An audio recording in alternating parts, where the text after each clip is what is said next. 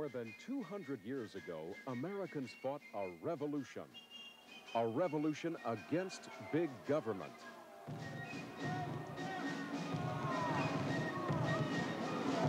He has erected a multitude of new offices and has sent hither swarms of officials to harass our people and eat out their substance.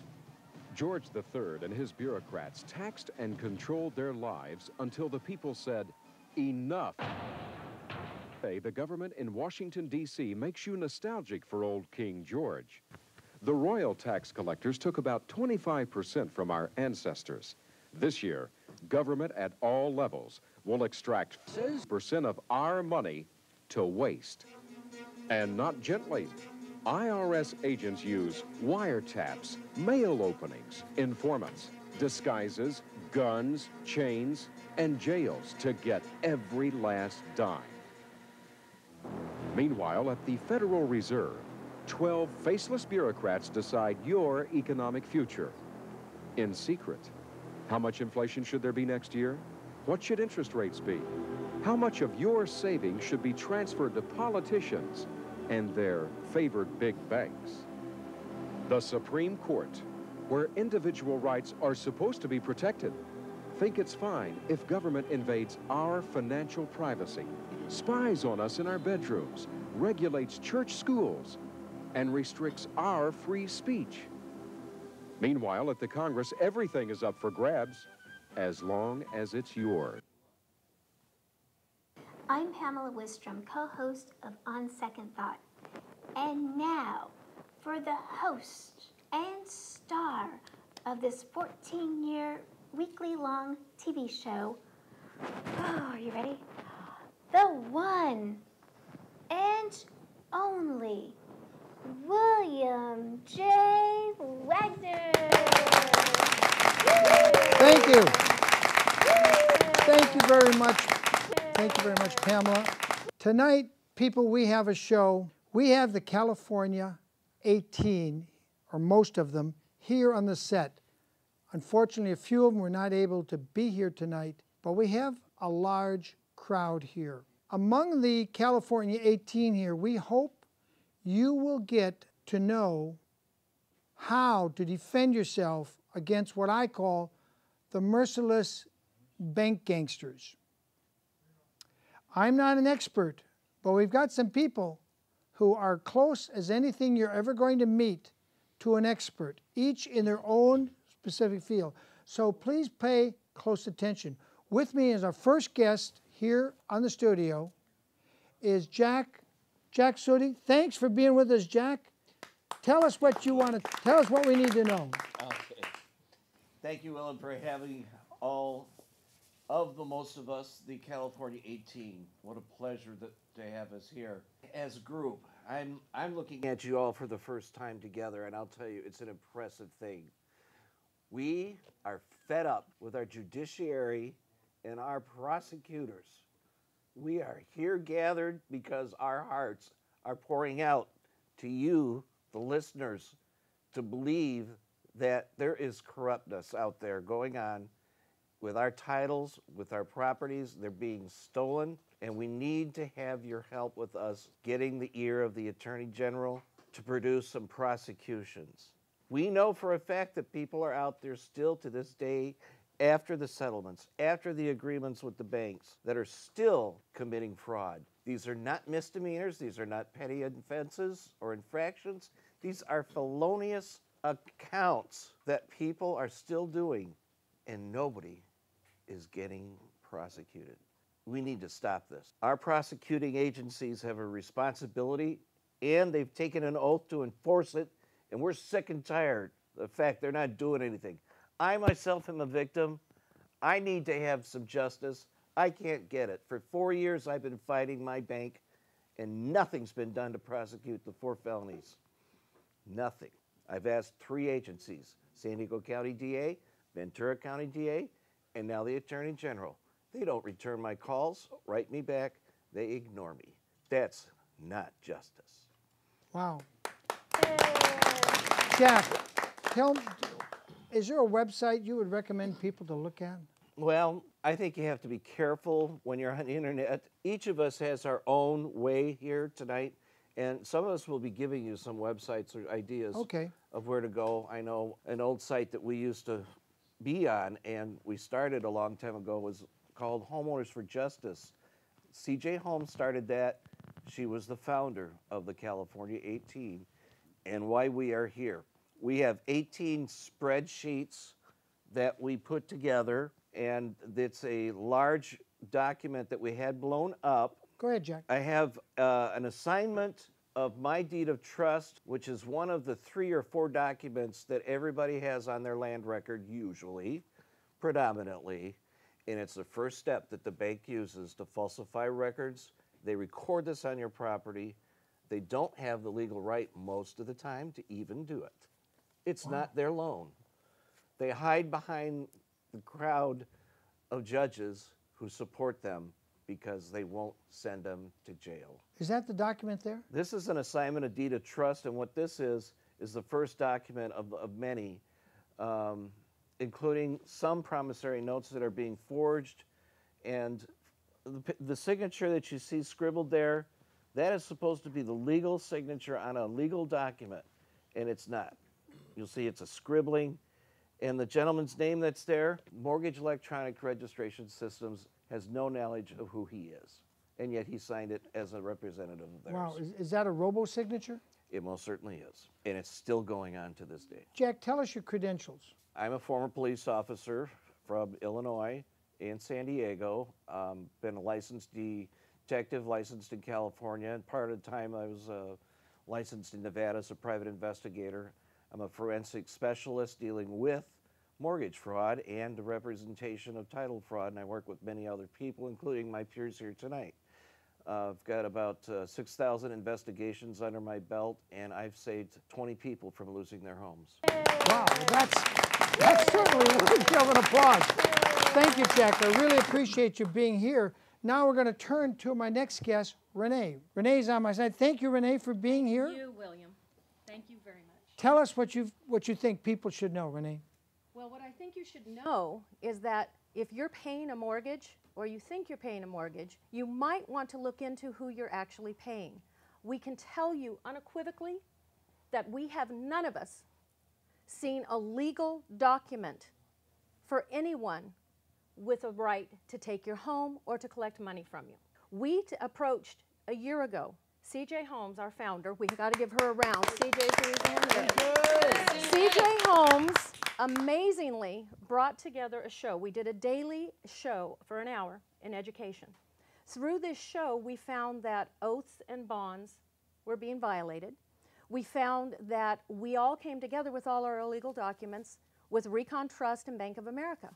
And so what happened was, those were the 2 starting. Now I can tell you, everyone here, we represent every fraudster in the nation and the world. This doesn't just mean the United States, it goes international.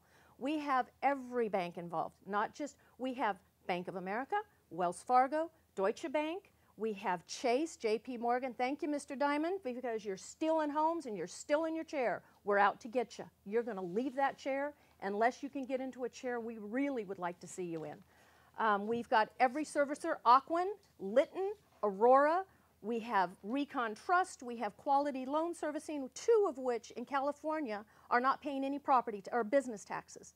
We cannot find them paying business taxes any county in California. Who is this, Renee? Recon Trust, who is part of why we, the 18, are together. And they're registered in California and they're not paying any business taxes. And they pay no taxes? 0.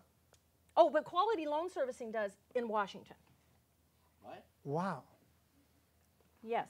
Now, we contacted Kamala Harris. C.J. Holmes sent 18 cases, and it was sent directly. We were told we were going to get some action. A year later, here we sit. What happened 2 months ago was we decided we'd had enough. Jed, down on the end here, Mr. Davis, and I, unknowingly at the same time, started reaching out to the AG. Now, mind you, for the last year, with this group alone, there are probably thousands, not hundreds, but thousands of emails to every agency, which, by the way, when you're a public representative, you have a duty under your oath to investigate fully. Not just look at a piece of paper and say, oh, that doesn't look right. I mean fully. F-U-L-L-Y. And we have an F-bomb in our fraud closure world. It's called fraud.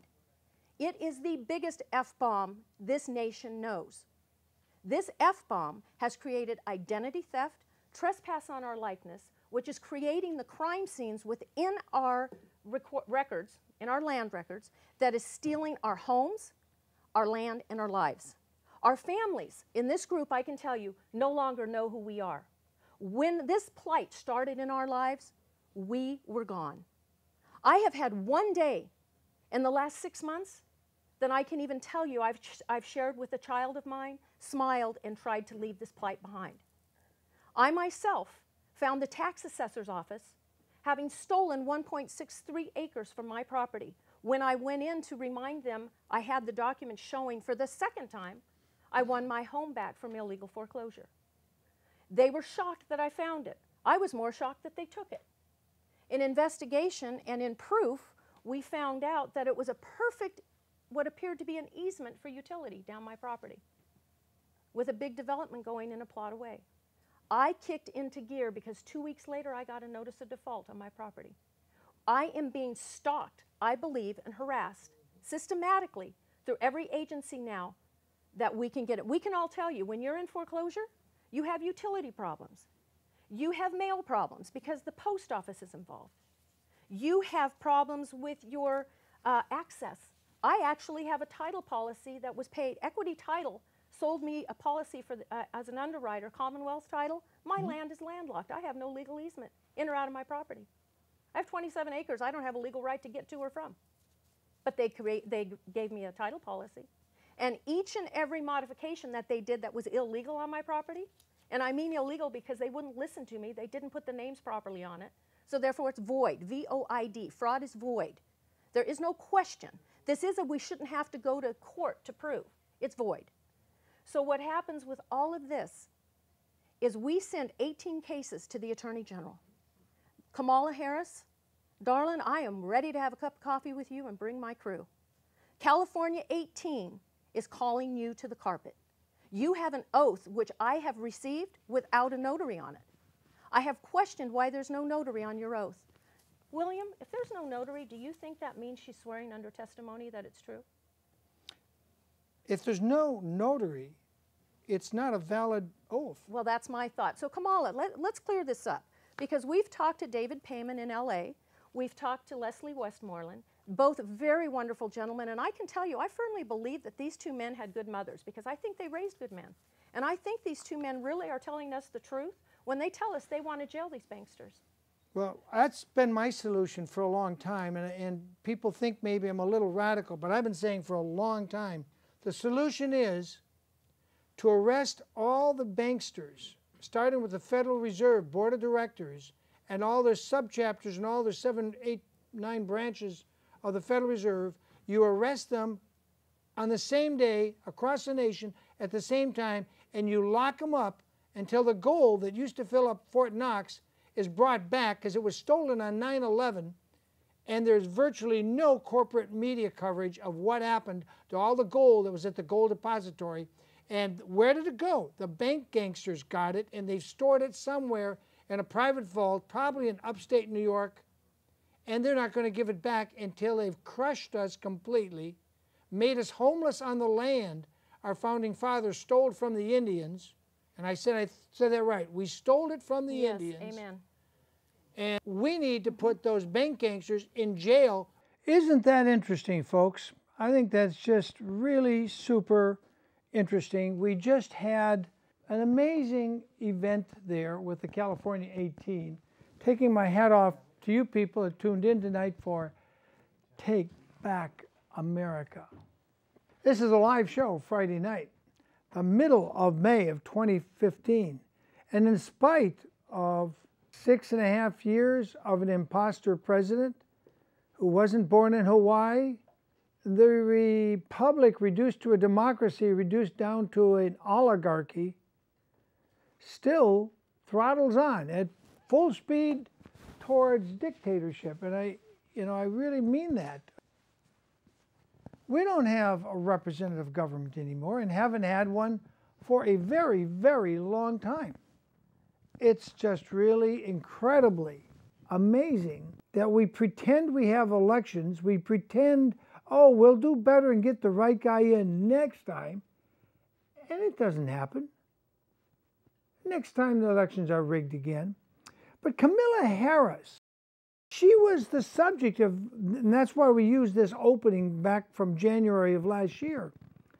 And you saw Renee Powers there, you saw Jack Sooty, an ex-cop, talking about how they can't get justice because the banks are devaluating their loan notes, committing white-collar crimes, and Kamala Harris is letting them get away with it.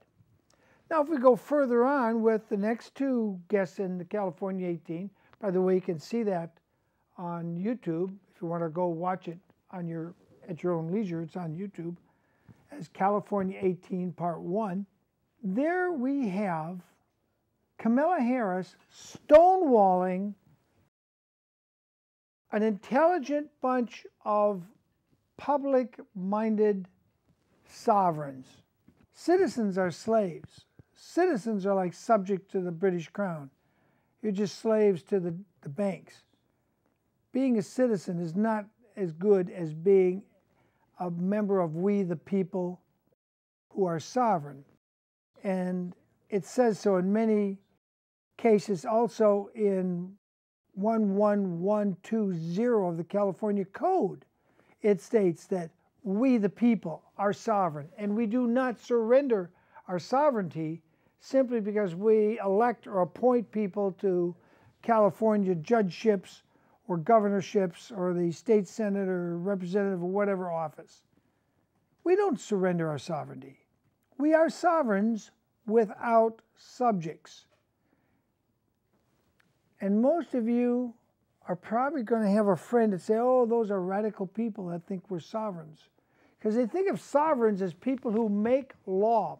Well, in fact, we the people, in order to ensure, et cetera, a more perfect union, ensure justice, blah, blah, blah. The Constitution is a statement that we the people are sovereign. We created the Constitution. We created the Congress that didn't exist. We created the presidency, which did exist prior to our current government. But under the prior Articles of Confederation, the presidency held office for only 1 year. And there was a half a dozen or more presidents for 1 year. George Washington was not the first president of the Articles of Confederation. Now there's a brain teaser if you want to go search it and find out who was the first president under the Articles of Confederation. Anyway, getting back to my point, Kamala Harris tomorrow on Saturday, allegedly, in the middle of May, is going to announce her campaign for U.S. Senate. And supposedly, allegedly, it is rumored to my ears from people in the know, she's going to claim to want to fight for justice for homeowners.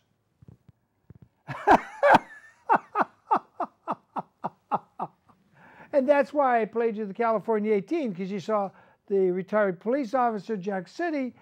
I need to have some justice. I can't get it. For 4 years. You saw Renee Powers. Is we sent 18 cases to the Attorney General. Kamala Harris, darling, I am ready to have a cup of coffee with you and bring my crew. California 18 is calling you to the carpet. You have an oath which I have received without a notary on it. I have questioned why there's no notary on your oath. William? In Barber County, Jack is from San Diego County, California. Renee is, I think, from Riverside County or San Bernardino, or out those far southern parts of California. And all these people came together right here in this very studio I am sitting in. The analysis that I did represents over $1.3 billion in estimated figures as real estate that has been stolen from Santa Barbara County in the last 7 years.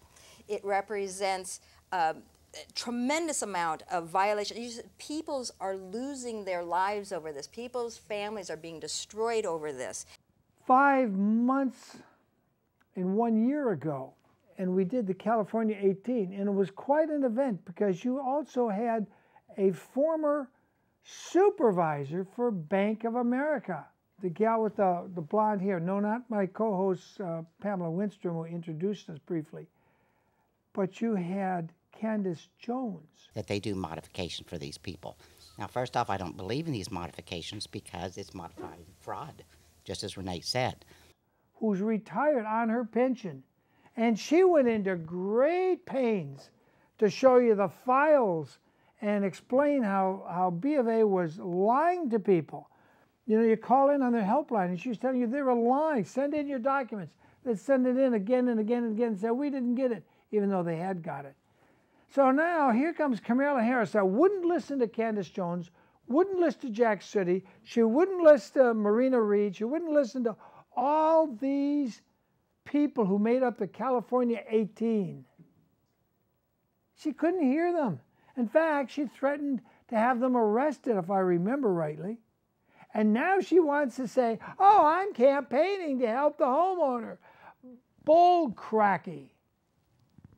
If you see Kamala Harris anywhere campaigning, ask her why she didn't put the white-collar criminals when she was given solid evidence of their white-collar crimes. And by the way, I was at the September 2014 hearing where Pamela Reagan, after being wrongfully evicted in violation of a bankruptcy judge's order to postpone or stop any action against her and give her 20 days to come up and make up the $20,000 or whatever she needed to bring her home loan current, the bank ignored. And in ignoring that judge's order, the bank, which was the savings and loan taken over by U.S. Bank, they committed a felony. And it was U.S. Bank at the end of the process that evicted her illegally, and somebody should have gone to jail. Kamala Harris, can you hear me? I don't think you can, because you're totally controlled by the bank gangsters. I will be looking at your financial reporting forms, and I am sure I will see lots of bank presidents, vice presidents, and people connected to the big banks funding your campaign while you pretend you're fighting for the homeowner. You're really screwing them into the ground. You couldn't hear them if they put a megaphone up to your nose. Anyway, I couldn't resist the chance. And I guess she's going to make some appearances tomorrow. One will be down in Anaheim or that area of Orange County. And I hope somebody gives her a real bad time, because she let the bank gangsters escape without any prosecution. She was given files and they were begging. And you heard Renee Powers in the opening here say, hey, Kamala Harris, I'm ready to have that conversation. I will show you line and page where the bank gangsters committed crimes, the big banks. And Kamala Harris didn't want to hear it. She didn't want to see it. She's like, see no evil, hear no evil, and I shall speak no evil. The three blind monkeys all wrapped up in Kamala Harris. Imagine that. And now she thinks, now that she ignored the people screaming for her help, now she's qualified to be, what, a U.S. Senator?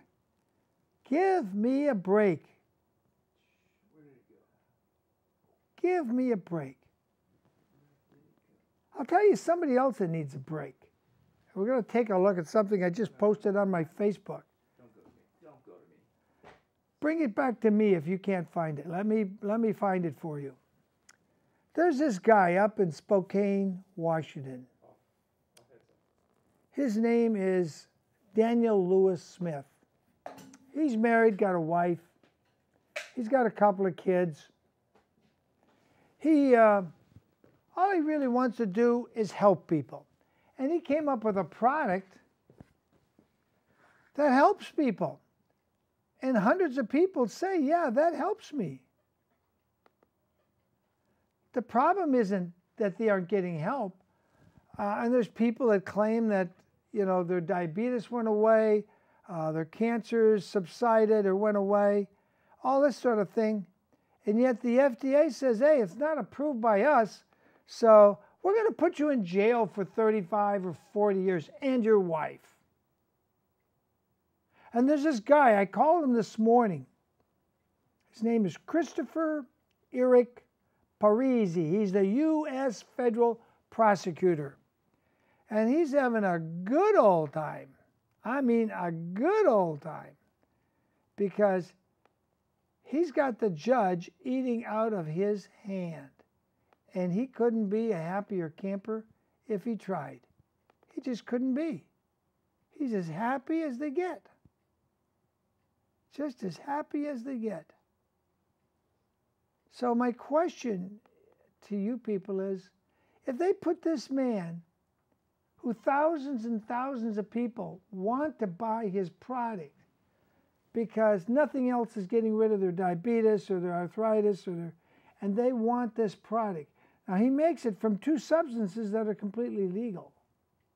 This is not like marijuana or something that Big Pharma puts out. No, no, no, no, no. It's nothing like that. What he's got going is a product that is pretty simple, and all it requires really is for people to ingest it, and it takes your thing away. Now, maybe you agree and maybe you don't agree, but have you ever watched those commercials on your corporate, you know, those other channels, not this channel here where you're watching Take Back America or On Second Thought, but on those other channels? Have you ever noticed when they break for commercial, which we're not going to do tonight, when they break for commercial and they bring up these products, oh, get this new product, get that new product, and consult your doctor. And then you see about 20 seconds of may cause heart failure, may cause this and may cause that. All those disclaimers. How does the FDA approve all that stuff knowing you've got a certain amount of the population that will be greatly harmed? And then every once in a while you see these commercials from a law firm saying, we're suing the makers of so and such a product. Contact us if you took this product and suffered gravely from it. All the time there are natural herbs and non-pharmaceutical products that can restore your health. But FDA doesn't want those approved. In fact, the FDA, pushed by the, I call the bankster lobby, was pushing really, really hard to get people to not use vitamins. They were trying to get Congress, and every couple of years, people have to go fight this battle over and over again and again. And I wonder why. Why do they have to keep refighting this battle again and again? And the battle is they want to make all vitamins illegal. Now, some vitamins are nothing more than like the Body Essentials blue-green algae. It's simply a water-grown vegetable, compounded, dried, and compounded into a little tablet. And you can go to, I think it's called afamatrix.com, and you can sign up and order this stuff off the internet. And I've had an amazing results with this product. I don't know that it has to get FDA approval because it's basically a vegetable. And so far, the FDA has been unsuccessful in trying to make it a crime for people to simply use a vegetable. Think about that. And in some parts of the country now, they're trying to make you subservient to the point where you have to get a permit from the city to grow veggies. Yeah, to grow vegetables. Some cities are trying to make that illegal because they don't want you having some GMO-free stuff that you grow yourself that they don't have control of. Take a look at this guy. Does this look like your neighborhood gangster selling drugs out of a window on the corner of the street somewhere in a downtrodden. No, this is Daniel Lewis Smith. And Daniel Lewis Smith, his only crime is producing this product that thousands of people swear to. So we wanted to put a camera, and we put in a media request. And of course, the judge, being corrupt as we know she is, I'll get to in a minute why we know she's corrupt, her name is Peterson. She said, no, we don't want your camera or any camera in our federal courtroom. To which I said, why not? In motions. So we appealed that order. And now she's trying to rush this to trial after appointing an attorney Mr. Smith didn't ask for. She appointed this attorney named Matthew. I just talked to him briefly this morning. Only there's a problem. Matthew also represents one of the witnesses for the prosecutor, the U.S. prosecutor, Mr. Parisi's witnesses, who's going to testify allegedly against Mr. Smith. Now, how can Mr. Smith's appointed attorney have this conflict and do due diligence to represent his client, Mr. Smith, and at the same time represent one of the witnesses that are going to testify against him? This is why I want a camera in Miss Peterson's, or Judge Peterson's, if you insist, Judge Peterson's courtroom. But it isn't her courtroom. That courtroom belongs to we, the people. It was built, that whole building was built with federal tax money. It's not Miss Peterson's. And she has an obligation to obey the First Amendment and allow my cameras. Now, it turns out I'm the only one so far who's put a media request in to look at this. Look at this guy's face again. By the way, it's got nothing to do with a Chinese restaurant. Absolutely nothing. He's just holding up a lucky thing he found in his thing there at the Chinese restaurant. You will make a change for the better. That's his philosophy. Make a change for the better. And he's trying to help people be well. And he has a product that seems to work against a whole slew of diseases. I'm not saying his product heals you completely, but he's got a lot of people willing to buy it. And if you've seen the videos from his website, a lot of them are saying this made the difference. And those people donated more than $100,000 to the trust fund to pay for Daniel Lewis Smith's defense, because he didn't have the money. He was selling his product too cheaply, considering what the results have been. Now, I don't use his product, so it isn't personal to me. What is personal to me is, Judge Peterson, you have a duty to obey the First Amendment. And my media request is in many, many weeks ago. And there is no reason, Judge Peterson, you should object to me just quietly sitting in the corner of the courtroom with a camera and taping this whole proceeding, so we, the people, can form a grand jury to come after your rotten butt, Judge Peterson. Because to appoint Mr. Smith, an attorney who you should know, if you've been reading all this in this brief, is also representing one of the prosecutor's witnesses. You've got a built-in conflict. You forced it, and now you're trying to rush it to trial, Judge Peterson of the Spokane Eastern Federal 9th District Court. You're trying to rush this to trial, get him convicted by Tuesday or Wednesday, and send him off for 40 years of prison. Why? Because he makes a product that wasn't got the rubber stamp approval of an agency whose own members are on record of saying they're being coerced by Congress and lobbyists to do things in the FDA they don't want to do. Now, that's a matter of record. On fluoride, in toothpaste, and other issues, Miss Peterson, or Judge Peterson. You may be just Miss Peterson if we get you defrocked. And there's something about your countenance, Miss Peterson, that just rubs me the wrong way. There's something that doesn't smell right when I look at your countenance, Judge Peterson. And that FBI agent, Mr. Parisi's working with, something doesn't feel right about that little dumpling, whether she's an FBI agent or not. You know, there was just a movie on television the other night, most of you probably missed it. It was about J. Edgar Hoover, who was the first and longest running FBI director and as gay a blade as ever was created in the gay factory. And it was under the table, literally under the sheets.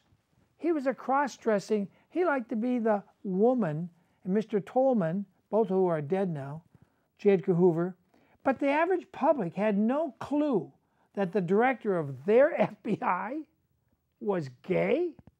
And he, not only that, I mean, forget about the issue he's gay. He was blackmailing heterosexual congressmen and heterosexual Congress senators, U.S. senators.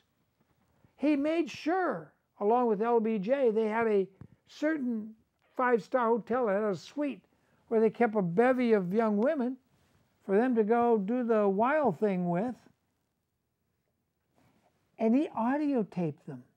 So whenever it came up for renewal of J. Edgar's extenuating reconfirmation as director of the FBI, all he had to do is get on the phone and say, hey, Congressman, we got a tape of you with this young gal.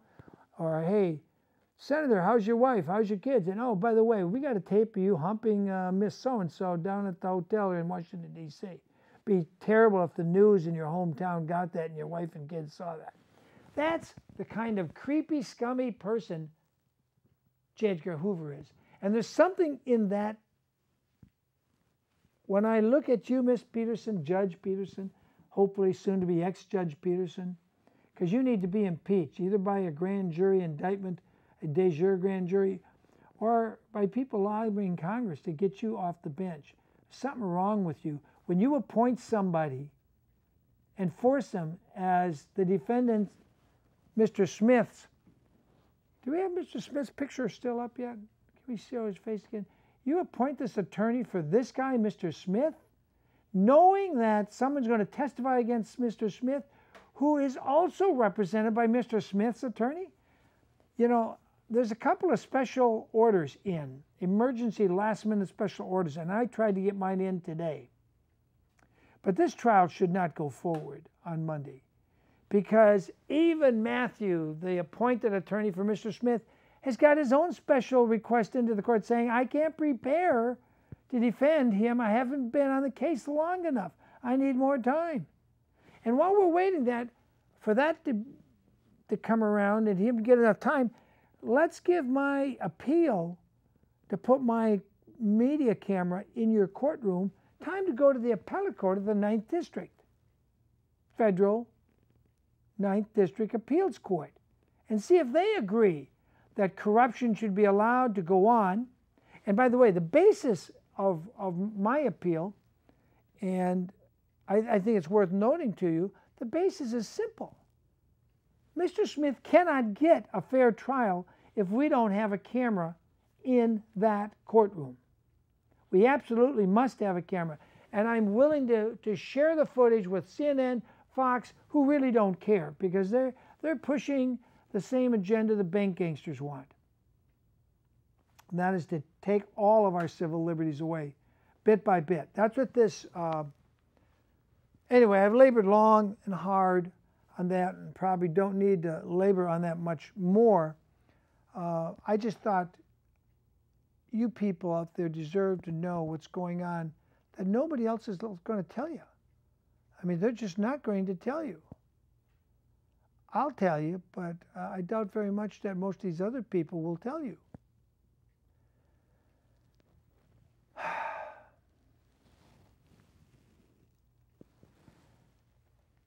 You know, the Founding Fathers really knew what they were doing.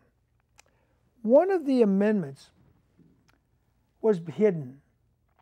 In the original Constitution, there's talk about not holding a title or an honor or of nobility. And after President Madison had this battle with the bank, the first central bank of the United States, which very few, if anybody, knew who really owned that first official bank.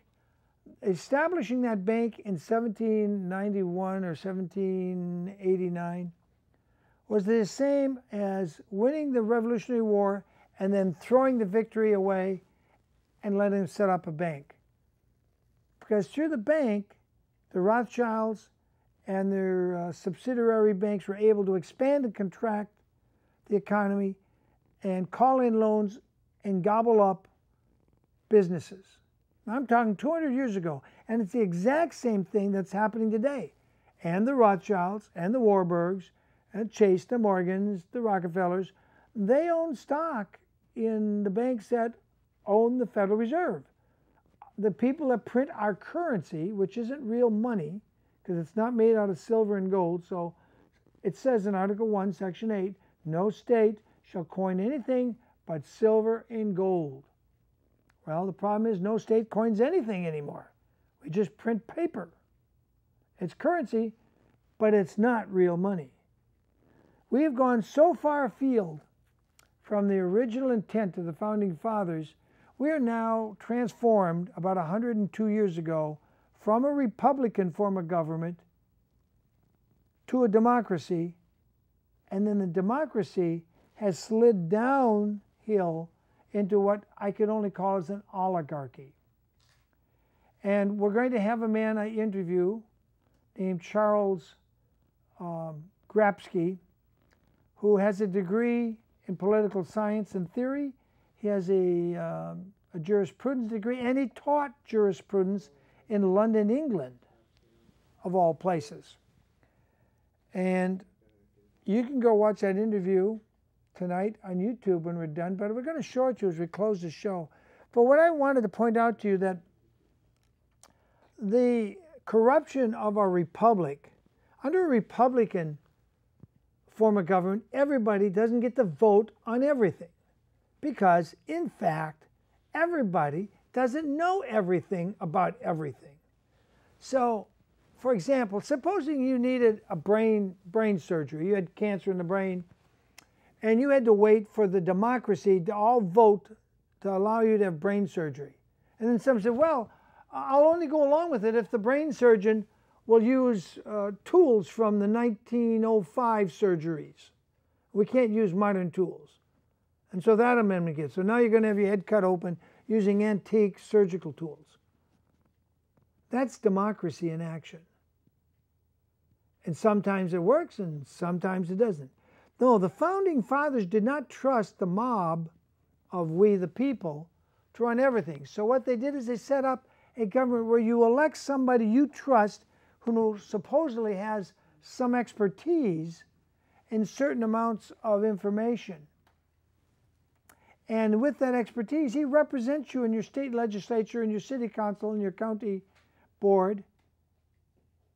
And you have enough connection because the ratio of the population to the elected person is small enough that you can actually go talk to your congressman. You can literally walk down the street. If I wanted to walk down the street to my congressman, I got to walk 70 miles down to Santa Barbara, go up a hill, knock on Lois Capps' door. She's going to freak.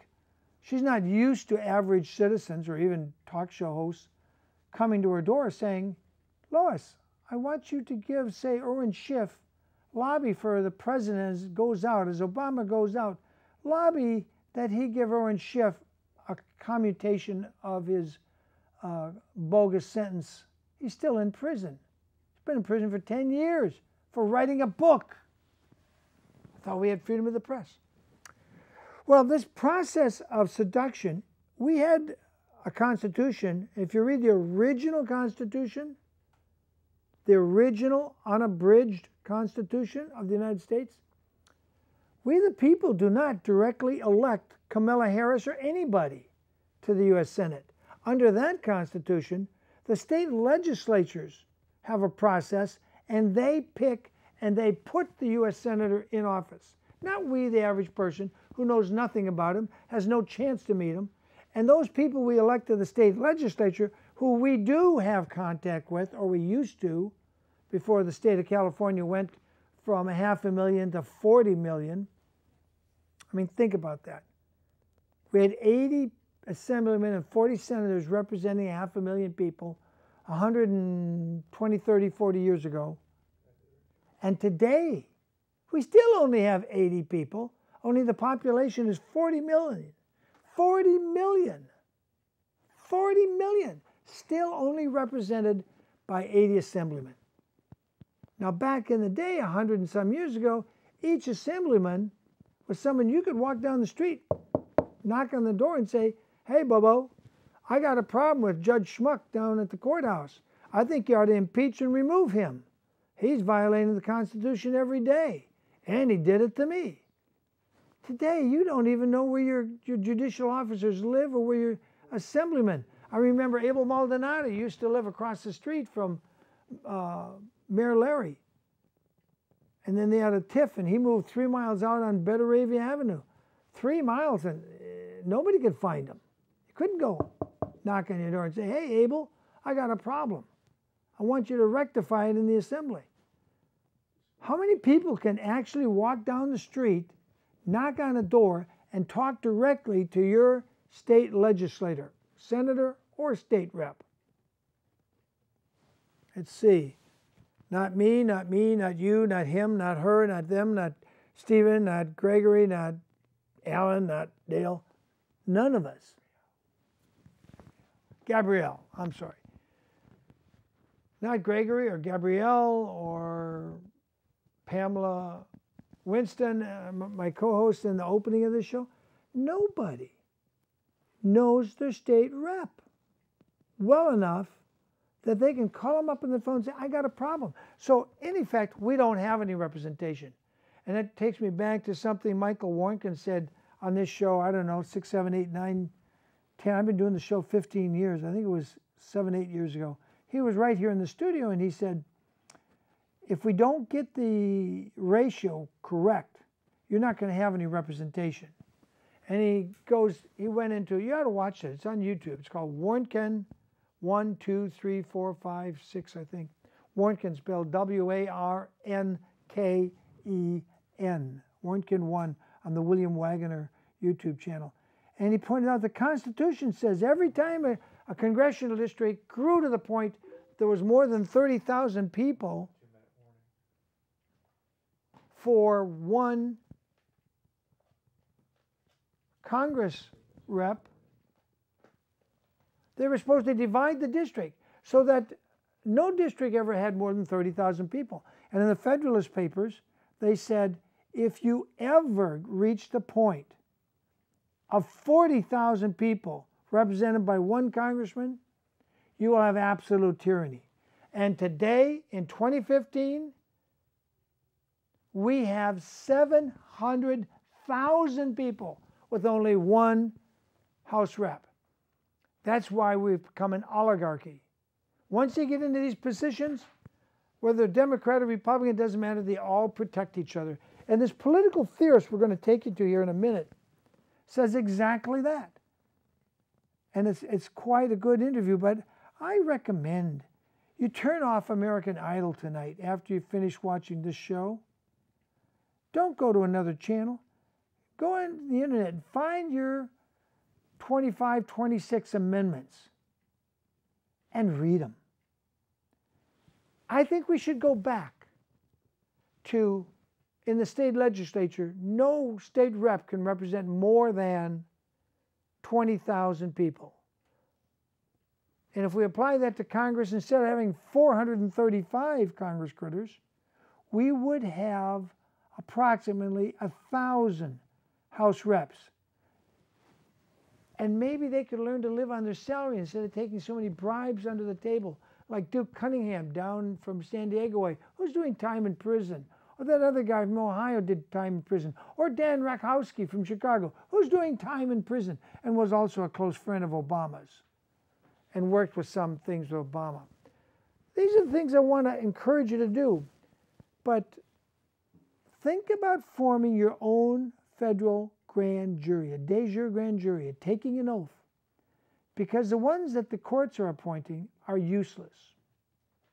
If they were doing their job, Tom Sneddon would have been indicted along with Ron Zonin, Gordy Auchincloss, and Mag Nicola. They would have been indicted because those guys fabricated false evidence and they knew they were wrongly prosecuting Michael Jackson. By the way, it's been 10 years since the prosecution, this week, 10 years ago, recognized they were losing the Jackson case.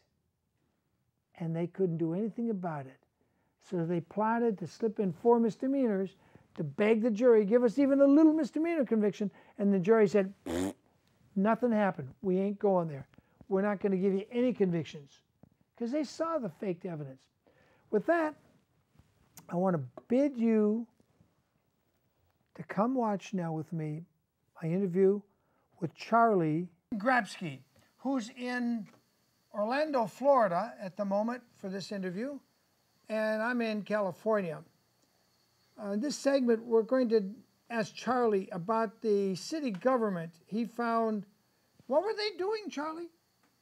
What weren't they doing is more like the question. They were just stealing the public funds right from under the public's nose. They were stealing elections. They burned down their city hall to prevent me from getting records. They were refusing to give records. They were committing insurance fraud. They were, having officials, with positions that they didn't really have, and on the pension fund, pension fraud. But it all started when I went there on their city commission election day to get ballot access petitions signed for my own campaign for the State House of Representatives.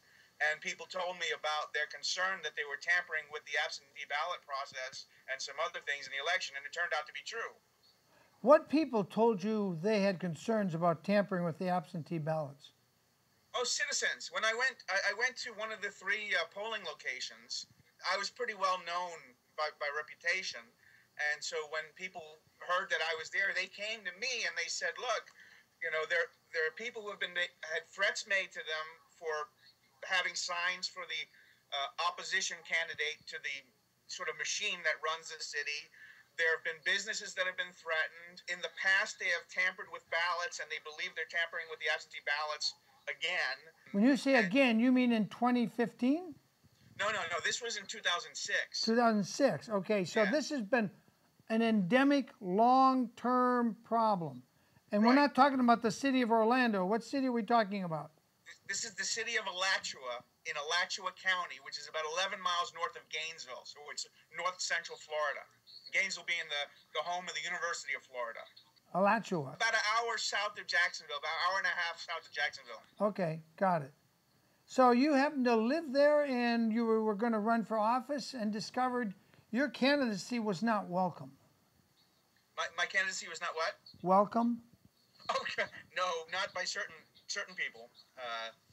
Certain people definitely did not want me to run. I'd been known for exposing corruption in politics and law in the past. So you're running for office in what, 2006?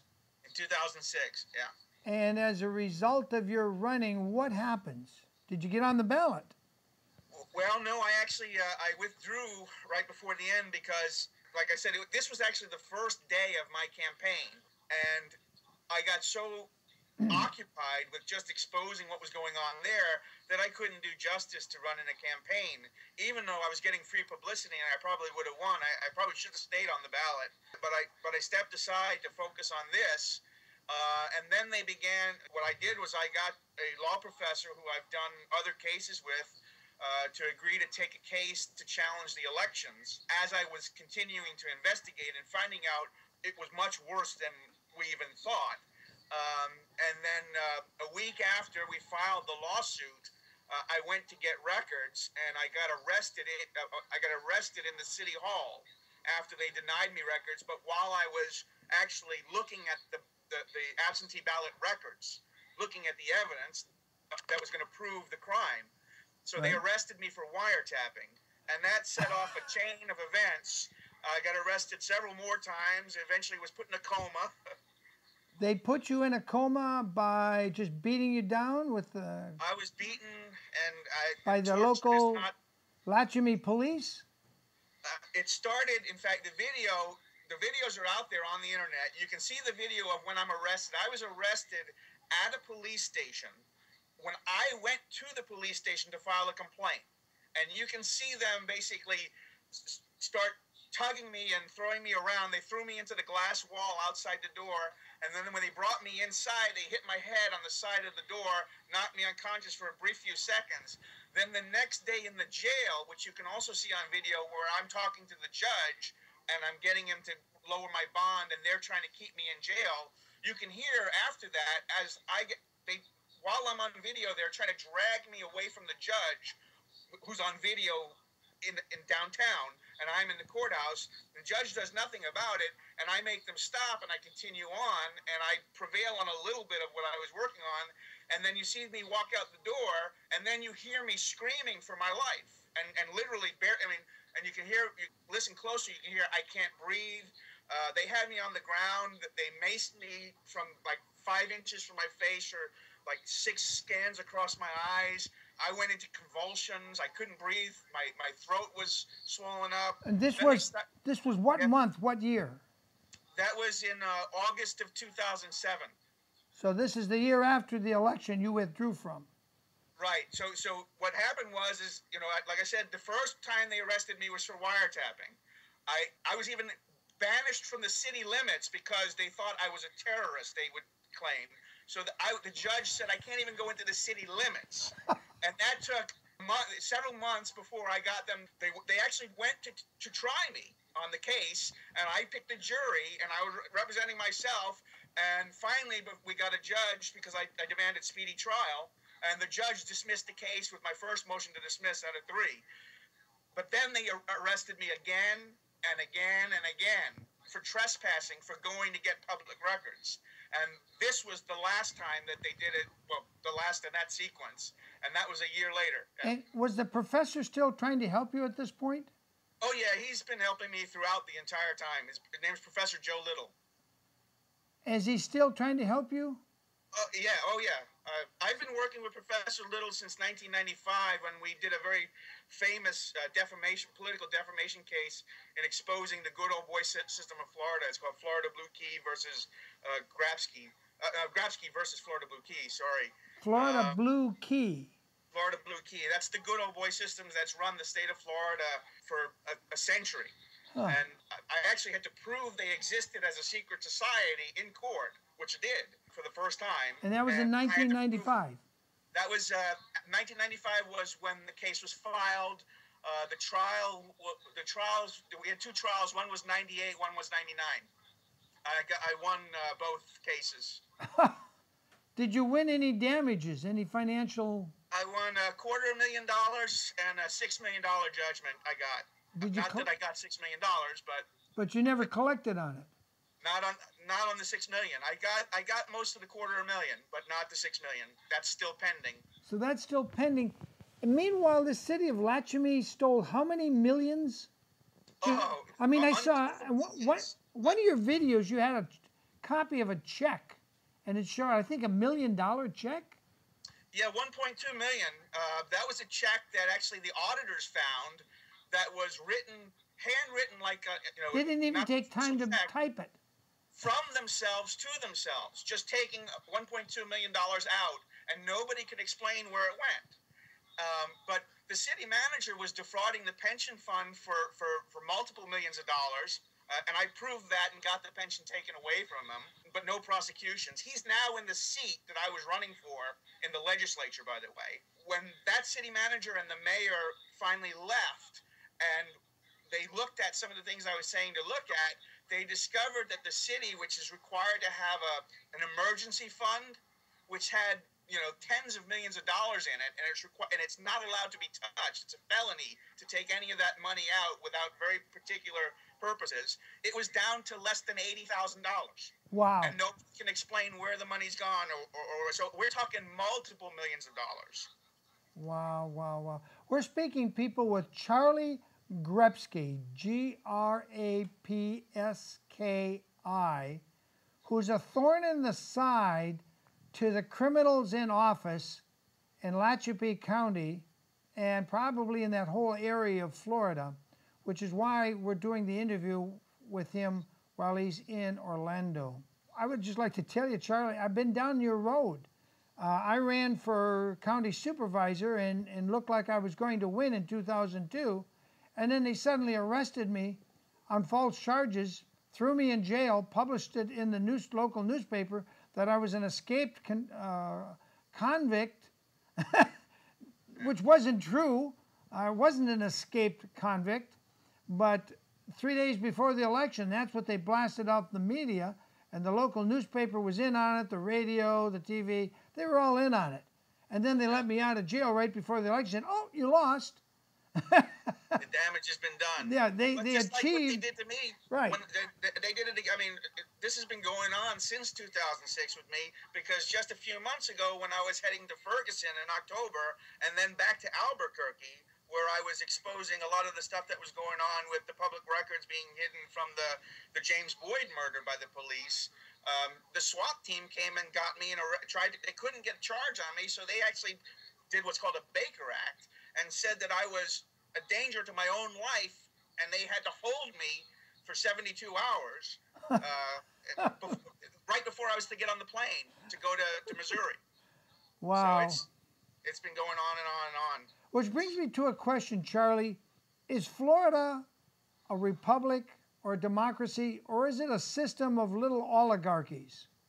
Oh, it's one big oligarchy with a lot of small little, pockets of corruption in individual towns. But the state, this has got to be one of the most corrupt states in the country. And Jeb Bush, governor, didn't help things at all, did he?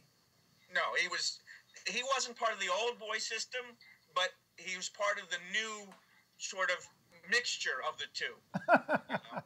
Well, you're not alone, Charlie. Good people are being arrested all over America for trying to defend Constitution and rights. And I can't get past this Republican guy whose grandfather helped Adolf Hitler come to power, George W. Bush. His grandfather, Prescott Bush, literally carried the cash in a leather satchel to Hitler, personally delivered it from the Harriman Bank in New York. And I have to wonder if the entire nation of America is anything close to a republic that public officials raise their hand and they swear they're going to take an oath to uphold the Constitution, and then they do exactly the opposite. They do everything they can. In my case, they never prosecuted me. I never even had a hearing. I was just arrested before the election and then released, and no charges were ever brought forth. They just made a false claim, said we have a warrant for your arrest. They never produced a warrant. And 5 other candidates in Santa Barbara ran into the same thing. They were arrested on false charges, and then they try to criminalize you and get you to cop a plea. So it looks to me like Florida, California, every other state, we're just a nation of oligarchies and power manipulators. Is the right word. I don't know if you know this, but actually that's what I study, is the question you just asked. I'm a legal and political theorist, and I used to teach political science and jurisprudence, and I studied the concept of democracy as what it is and what it's supposed to be, as well as the practice in America and how the two don't equate. And oligarchy means a government of some of the people for some of the people, and that's what we've got. We've got an oligarchy, but I would emphasize that if we focus only on the national government, which is problematic and broken, we're never going to fix it, because it's even more broken at the root. And the system, when it was designed, intended that national system could only maintain its republic or democratic status if that foundation of the local citizen-based politics existed. And when that's gone, you're never going to change up there. And if you can't change your local government, think about how hard it would be to change the national government. So we've got to think both top down and bottom up at the same time, and we've got to just get rid of the idea that because I live in one place and you live in another, we're not fighting the same battle, even if we're talking about something at our local issue, which a lot of these police abuse cases, I think, is starting to illustrate. Yeah, did you hear the Kelly Thomas murder in Fullerton, California? Yeah, I know about that one. I was at the trial of the two police officers that were mostly held liable, though there was actually 5 or 6 cops involved in killing Kelly. Officer Cincinnati and Ramos basically walked because the prosecutor deliberately, in my opinion, in William Wagner's opinion, they deliberately, I'm talking about Tony Rackauckus, the elected prosecutor, ran this thing, and he did the worst job I have ever seen any prosecutor prosecute any case. It was clear to me, because I've watched 600 trials or hearings, and it was clear to me, Tony Rackauckus wanted to be able to say, I prosecuted him, but the jury let him go. He did the worst job I have ever seen in my life. In a sense, we do have a class system in America. It's called a political class, a ruling group of people that are office holders, and they see themselves as part of the same class of people with the same self-interest. Right. And so even though when you're going head-to-head in an election, you might be tearing the other one down, when you're in your office, you do everything you can to protect other office holders. You don't hold them accountable. You don't hold them liable, whether it's police officers, prosecutors, judges, governors, congressmen. There's no accountability, and when you have no accountability, and when the citizen voice is suppressed by force of the state, using the policing in particular, you've got no chance of getting that accountability. But without that accountability, you can't have that Republican Democratic form of government. That's a popular form of people. That's what I've observed for the last 20 years, and I've been doing this television show in this city for 15 years weekly, and that's my conclusion. In fact, I unregistered to vote after Ron Paul was cheated out of the nomination. In fact, not even allowed to appear at the Florida convention. That, to me, that was it. That vote no longer matters. The elections are completely rigged. One of the interviews I did was done right in a hotel not very far from the hospital you're in, with a man who wrote the software to steal the election. I know the man. I've met him many a time back when he was, he's now living in California and has a law degree now. Yeah, and I interviewed him, and I kept wondering why no one arrested him, because he wrote the software for the Chain Corporation, which had a contract with NASA, which had nothing to do with elections, and yet on behalf of the Speaker of the House back then, Foley in Florida, Florida Speaker of the House was the one that had that whole thing arranged. And nobody went to jail. No. Nobody went to jail, and here we've got him, and I've got him on my own film footage. In fact, he was in California running in the 4th Congressional District, which is Northern California. Then I had to go to Florida to interview him, and several interesting things came out of that interview. Number one, Italy had already tried using these things and threw all the machines out. They tried it for a few elections, said it was rigged, they were easily rigged, they could steal the elections, so incumbents always won, and the people knew the elections, but they let the rigged elections stand until they could throw the machines out. So Italy got rid of this crooked system, and then America adopted it. Yeah, no, it's crazy. That's insane. It's insane. So to me, the only vote that counts now is your vote on a jury, a petite jury, to find a defendant innocent or guilty. That vote still counts.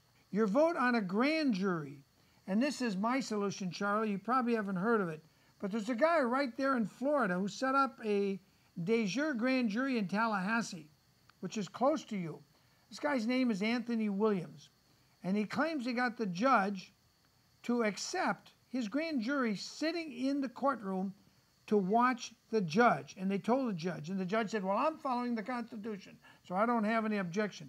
And half the grand jury, about 12 of them, sat in the courtroom to take evidence against the prosecutor and the judge in case they violated a defendant's rights.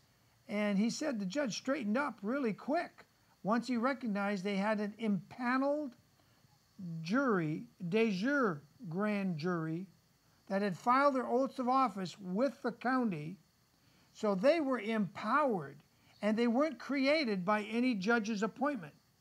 And this goes to a case maybe you haven't heard of, maybe Professor Little has. It's called U.S. versus Williams. Have you heard that case? I don't know the case, but I know the concept you're talking about. Well, basically, what it boils down to is going back to the early common law practices of grand juries, which has changed over time, particularly both by legislative changes as well as by judicial rulemaking by the judges themselves, some of which is questionable, other of which is questionable whether it was a good policy or not. But we don't normally have the kind of concept of the grand jury in most states. Every state's different, that we once had, or certainly that was the origin of the notion. But perhaps we ought to. I mean, I think that kind of a jury system is a very valuable device in a democratic society. Case of U.S. versus Williams. The citation is the Supreme Court 504 U.S. 36. A 1992 case in a 6-3 decision where Judge Antoine Scalia wrote for the majority, and he points out that since the grand jury is not specifically assigned to the judicial branch, the legislative branch, or the executive branch, it belongs to we the people. And we the people can form those grand juries of 19, 21, 23 grand jurors, take an oath of office to uphold the Constitution, file it with the federal courthouse if you're doing a federal grand jury, or you can file it with the county courthouse if you're doing a county grand jury, and they must respect it because it is the authority, and it's mentioned in the Constitution, but not assigned to any branch. So he reasons, and had a 6-3 majority, and this was only 1992, and Judge Scalia is still on the Supreme Court. He reasons that it belongs to we the people, a fourth branch of government. And I think it makes a lot of sense. The problem is we haven't been doing it. We the people need to do this. And I can assure you, most judges wouldn't care if it was the law or not. My own experience has shown, both in my studies and my own personal experience, is that the judges are out of control. They're unaccountable. They often don't know the law. Even if they do know the law, they don't care. They're like, well, you try to enforce it on me. The only other people that can judge me are other judges. And like I said, the political class looks after themselves. Well, the judicial class even more thoroughly holds on to that. Very hard to get a judge questioned. I've been denied habeas corpus, not denied the result that I wanted from habeas corpus, but denied having a habeas corpus petition accepted by a court 3 times, and been held in jail. I've even been held in jail with no charges against me. And after a judge gave me bond, I had posted the bond and had the jail refuse to release me, saying that another county was holding me. That county didn't even know I was arrested. I had to get a judge in that county to call me up there and to be transported up there in order for him to release me. And there were no charges against me. I've had the prosecutor argue and the judge accept, who was his former prosecuting partner, by the way, but the idea that that the state has a right to speedy trial. Well, no, speedy trial is a due process right of a defendant. The prosecution has no right to a speedy trial. I've been brought up on contempt, and the judges don't know what contempt is. Contempt is not, I show contempt for the court. The law even says, if you read the case laws, it says if a person in a courtroom curses at the judge and calls him everything under the sun, the judge is supposed to be high enough in terms of his integrity that he can handle it. That's not contempt of court. Contempt of court is interference with the judicial process. And yet, these judges will throw you in jail for contempt of court, or try to throw you in jail for contempt of court, just because they don't like you or don't like what you say. Right. In my case, I told the prosecutor that he had no business being a member of the bar. That's exactly what I said to him as I walked out the door. And for that, they tried to charge me with contempt. Yeah, they didn't take that very well. In the Federalist Papers, written 230 some years ago, the writer, I'm not sure if it was Benjamin Franklin or Thomas Jefferson, said if we ever have the same hands group controlling all three branches of the government, we will have absolute tyranny. And we have that same hands group in the state bar associations, in the American bar associations. And you've probably discovered that BAR stands for British Accreditation Registry. Well, no, actually it doesn't. The bar actually refers to a bar. Okay, but that used what to be bar? installed in the old common law courts. There was a bar that would separate the judges from everybody else, and that's where it comes. And so England, the people who prosecute are called barristers and all that. But the quote you just said, that's Madison writing in the Federalist Papers, restating the theory of tyranny of Montesquieu, which was widely held at the time, which is the foundation theory of the separation of powers, which was a new concept in the American Constitution. It hadn't ever been tried before. Now, one of my disciplines, political science, what most people don't know is at the turn of the century, by the 1950s, this had become doctrine. At the turn of the century, the discipline of political science said that the founders made a mistake and that the separation of powers is not a good thing. And then they reconceptualized the concept of the U.S. Constitution on a concept of the British Constitution written in a book called The English Constitution by a guy named Walter Bagehot. And Bagehot argues primarily for the consolidation of powers, the fusion of powers in a cabinet-based system. Really? And this goes on. Woodrow Wilson writes a very famous book as a political scientist before he becomes president called Congressional Government, which is all about the Bagehot model of government and fusing the powers. And then you get into in 1940s and 50s, and you get people like E.E. Schatznyder, who was one of the most prominent political scientists, and he was sitting on the reform of the party system. And he writes a book called Party Government, which is canon in political science. I mean, this is the paradigm that's dominant in the discipline today. He says that the separation of powers is a bad thing, and contrary to what Madison actually says in Federalist 10, that the mortal disease of all governments, but especially any popular form of government, republic, democracy, whatever you want to call it, the mortal disease that we have to create a constitution to prevent from happening is the disease of factionalism. And faction means party. And so what these people said was, what we need to do is strengthen the two-party system, only two. And that democracy doesn't happen. This is actually a quote from Schatznyder. Democracy isn't what happens within the party, but between the competition for majority power of one of two parties. And all of this they wanted to strengthen the presidency, make the president and the Congress have like a united majority power, simple majority, so that you can easily, pass legislation when you win the majority.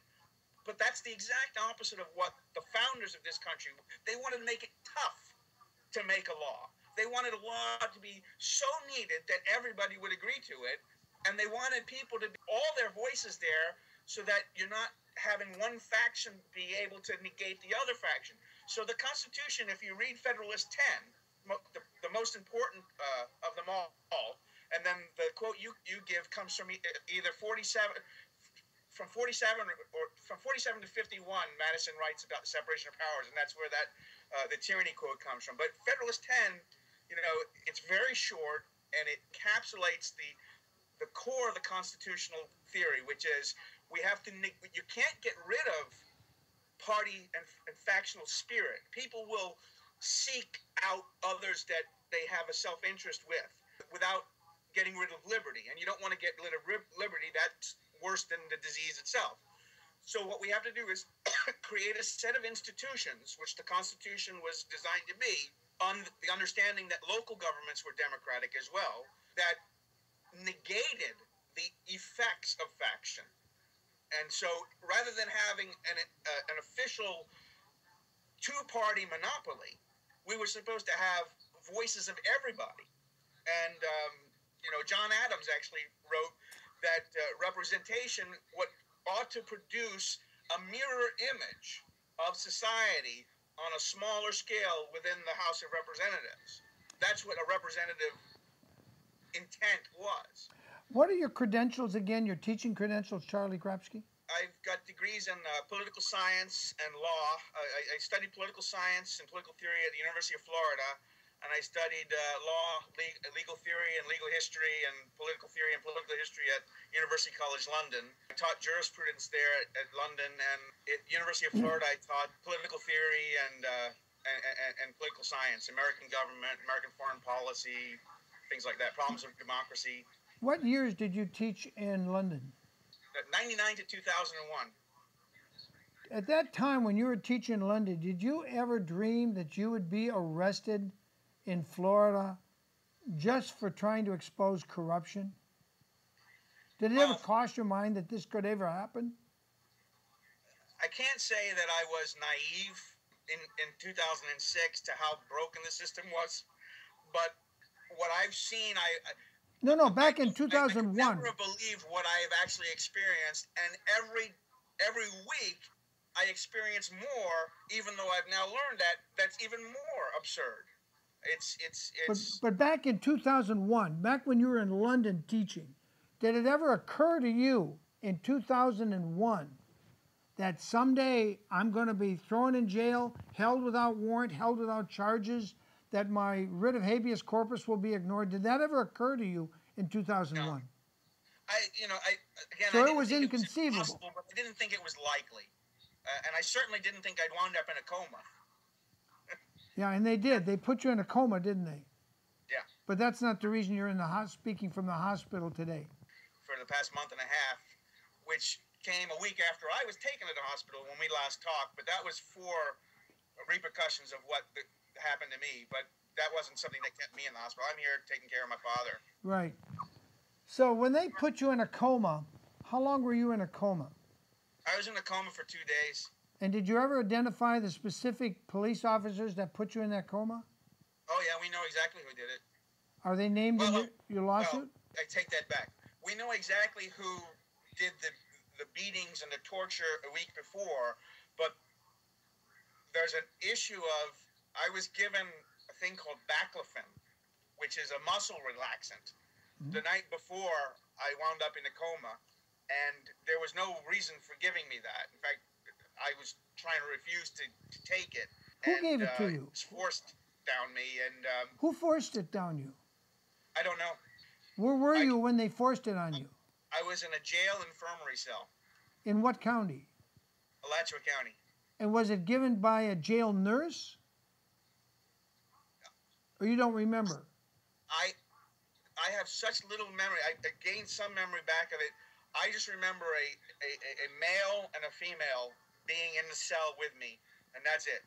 And wow. Then I remember the hours before that, but from that point, I remember waking up at 5 in the morning the next morning and having absolutely no muscle tone, being asked to walk to the door to take my medications. I remember like projectile vomiting on my way. I remember them giving me Pepto-Bismol and me projectile vomiting pink. I remember falling down back into the bed, barely making it there, and laying face first in a pool of vomit, which I now know was from 5 a.m. till midnight with no medical care. 5 a.m. My renal system shut down. And if it wasn't for one guard I do know who defied the order not to call 911 and called 911, had it been another 5 minutes before I got to the hospital, I wouldn't be here today. That we know. So we have all those documents. And is that lawsuit lodged in federal court or in a state court? Well, I filed 2 federal lawsuits. I filed one against the city and then one against the sheriffs and the jail. The city. I was given $199,000 for the city's arrests of me and all that. And then with the jail case, I had a lawyer take $10,000 from me, and then all of a sudden dropped the case, refused to give me my $10,000 back, and then I had to I had to withdraw from the case. So I've never been able to pursue that case. Wow. Fair enough. I mean, you're the one in Florida. You're the one facing the heat every day. So I don't want to, bring more heat on you. But that's not an unusual circumstance. People give a lawyer $5,000, $10,000, $25,000, and then they take the money and drop your case and say, I'm done, I quit, thanks for the money. And I found something in the secundum that is written to protect lawyers that says as soon as you pay them, it's earned. They don't have to have billable hours. As soon as you write the check and they cash it, it's deemed earned, whether they did anything or not. And another thing I found in the secundum is when you hire a lawyer, you're basically admitting to their private kangaroo court that, hey, I'm an imbecile, I can't represent myself, I'm either a child, I'm an imbecile, or I'm under the age of 18 and I can't speak for myself. So I'm going to hire this legal beagle. He'll speak for me because I'm too stupid to speak. Well, and I had to defend myself I literally was on the defensive, and I'm still under probation. They've got me on probation till like 2025. We're actually going to move with the court this month or next month to terminate that. But you'd think I was convicted of murder. I was probation under house arrest for probation years. for what? For going into a coma? For going to a police station and trespassing by seeking to file a complaint, and then when they beat me up, I battered the law enforcement officers. I was charged with 8 counts. I was found not guilty on all but 2, and it's even worse because they realized they were losing, so they made up a whole new story in the middle of the trial. They said they had video, but we never got the video, which should have stopped all the testimony about that, but the judge allowed the testimony in. They destroyed the video, so of course we can't show it. My lawyer, Joe Little, was denied representing me in the middle of the trial, and I was required to use the state-appointed attorney who wasn't prepared for what came next.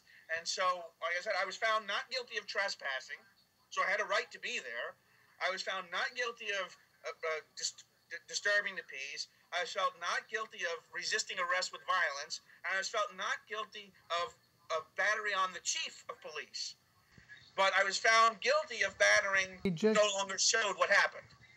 I say that again. We had a glitch and you froze there. Just repeat the last statement.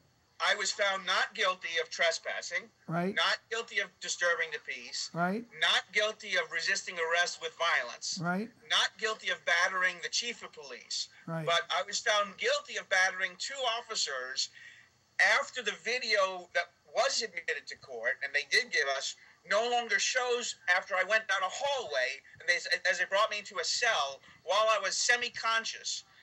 One of them said that the back of my head hit his chin. The other one said I hit him with the forehead of my chin, gave opposite testimony, and the other guy said he had a bruised thumb. And so I spent 3 years on house arrest, and I'm on probation till 2025, unless we can get that changed in the next month or so. I think you need to form your own de jure grand jury, formed by We the People, Charlie, and make indictments, and then hire the Bundy militia. Have you heard about the Bundy Ranch stand-down? Oh, yeah, I saw all about that. Yeah, well, the best footage has never been released. Not guilty of resisting arrest with violence. Right. Not guilty of battering the chief of police.